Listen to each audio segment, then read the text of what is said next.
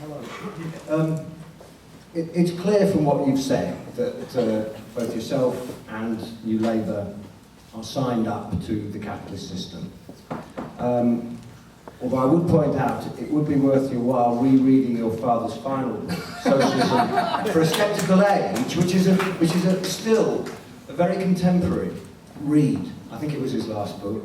And it does offer, I mean, what I'm suggesting is that he suggested that there was an alternative. Yeah. And we used to call that socialism. But even if you don't accept that as an alternative... You're telling me your favourite Miliband is Ralph, I think. Yeah. Well, I am saying that, but I'll put you second. You also mentioned in your contribution, you talked about the last election and the fact that none of the parties offered hope. And then in your summing up, in your conclusions, you made a comment which has obviously been in the news a lot recently.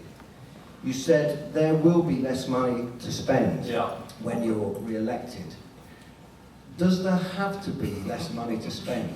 You also made reference to the Nordic model. I've recently been in Norway. My son's a relatively low-paid worker in Norway. He pays 38% tax. They have a fantastic public transport system. They have a wonderful care system for the old. There is even a better, genuine, social democratic capitalism. But we're not hearing that from you. Can we come down here? We've got two. What's your name, sir? John. John, thank you. And then one behind you. Thank you. So thank you, John, that I'm your second favourite Miliband. Definitely, I want a more social democratic capitalism.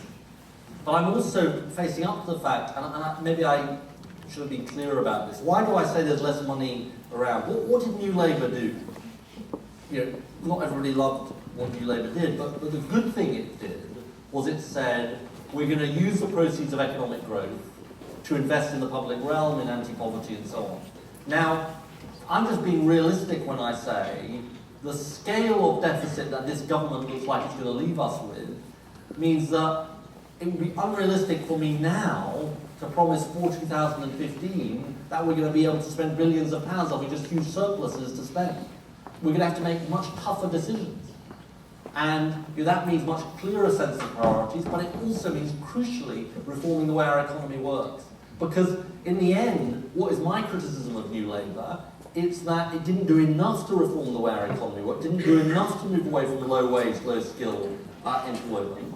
So actually, however much it did on tax credits and everything else, you still got a growing gap, or a sort of gap that didn't diminish between rich and poor. It didn't take the issue of the top seriously enough, and in a way, after the minimum wage, we didn't take the issue of how you actually drive towards higher wage employment seriously enough either.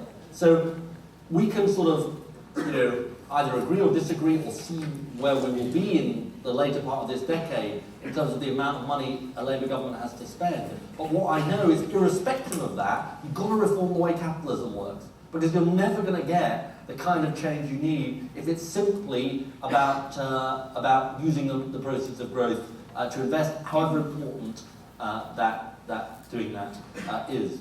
We're being told, basically, that we have to work longer, pay more, and get less in our pensions, when there are actually 1 million people unemployed, right? 1 million young people unemployed. Would future Labour Party policies seek to redress that balance and get people retiring earlier when they're fit enough to enjoy their retirement in order to create more jobs for young people? I see a situation only getting worse. The longer the elderly have to work, the fewer jobs there are for youngsters. Thank you. Just go behind. Straight behind. Hi, Penny. Back to the helicopter question. There were elements at the end where you asked about local government and government, how the decision making was going to be when you started rebuilding. I think that I think the reason why we have 1 million young people unemployed is we have a terrible government. I don't think I mean that seriously. I don't think it's because we're not pensioning off enough older people. I mean, honestly, if we had a government that was running our economy in a half-decent way, wasn't abolishing the Future Jobs Fund, wasn't doing anything to do, you'd have the young people back at work. And why do we... it's not an easy answer to give you. Over time, but I emphasise over time, I think people are going to have to work longer. I think it's got to be done in the right way, with proper notice for people, and not, but why do I say that? Because a great thing about the 21st century is we're going to have a lot more people living a lot longer. But the question is, how do we provide proper support for them in old age? And we can't provide proper support for them in old age if the ratio of the people who are working to the people who are not working keeps changing in a way where you just have more and more people retiring and fewer and fewer people working. So, again, it's not the answer you're looking for, I guess, by the way you're shaking your head. But He's doing his best, come on. I don't think I can tell you, let's retire off, let's pension off lots of older people and put young people back to work. On local government, I'm really pleased that the question was asked about local government.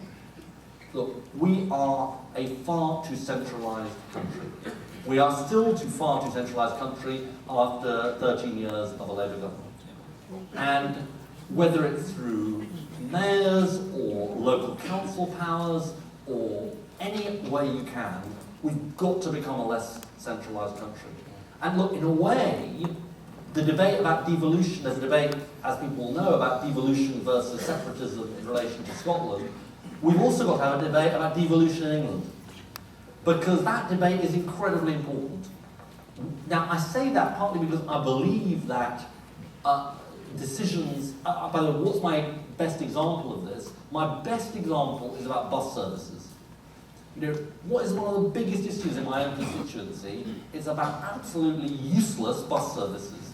Now, if you ask, to whom are the bus companies accountable? Well, it's quite a complicated explanation through the passenger transport executive.